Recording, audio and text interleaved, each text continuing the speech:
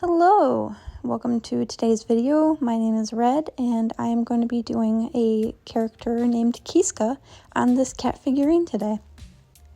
I had already started out with a white spray paint base coat, but it was not enough because of the texture, so I did have to go through and kind of paint over it anyways with the white because Kyska is mostly a white cat. Because of this, it meant that most of the painting was just doing the white, so today's video is a bit shorter because it's mostly just me painting on that white, and while it is kind of satisfying to see the bright white cover that dull grayish coat, it gets boring pretty quickly, so we're just speeding past that, and that's why today's video is just a little bit shorter. While I paint, I'd like to explain who Kyska is and why I decided to do her for this figurine. So in a previous video, I did a character named Loki, who I had mentioned Kyska was his partner, and that she is blind.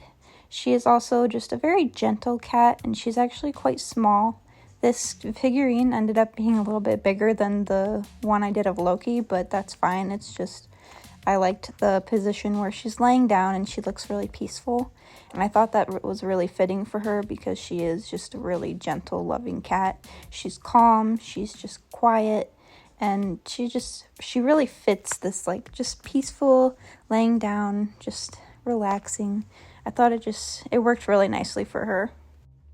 And her color palette is pretty limited. It is just the white, gray, and then a black. I tried to do a light gray, which is probably more close to what she is, but it was just too light on the figurine, so I did have to darken the gray a little bit, but I still think it turned out pretty close to what she looks like. But yeah, like I said, her design is pretty simple and limited, which I just think it's nice. I don't think it's necessary to always have complicated characters, especially when you're just wanting to kind of relax and draw or create. It gets a little bit irritating to try and do a complex design in different poses and styles. It just kind of limits you. So I'm just glad that I have a few characters that are like a very simple design, simple palette.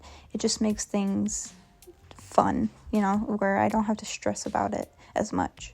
But I will say the next video is of a character whose design is a bit more complicated, and I'm already working on it, and I gotta say he is giving me a little bit of a challenge trying to make his 2D design into a 3D one, but I'm definitely having fun and I'm excited for you guys to see it.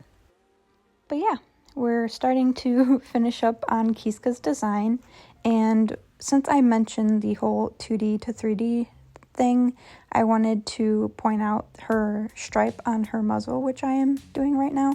I think that as I drew her for all these years and I had that stripe, it looked nice, but then when I translate it to this 3D design, it kind of threw me off a little bit and I wasn't sure if I liked it. So in a little bit you'll see that I covered up part of it to where it's not a full ring around her muzzle, and I'm curious if you think that it looks better as the partial stripe or the full ring. So if you have the time, please let me know your opinion because I greatly appreciate it. You can see here is where I was covering that up to see if I liked it better this way, and this is how I left it. So if I end up deciding that I want it to be the full ring, I'll just have to go back and add it. So you'll have to let me know. I am very eager to see what everyone has to say about it. But yeah, doing the finishing touches with her little nose. It's so cute. I think the pink really pops on that limited color palette.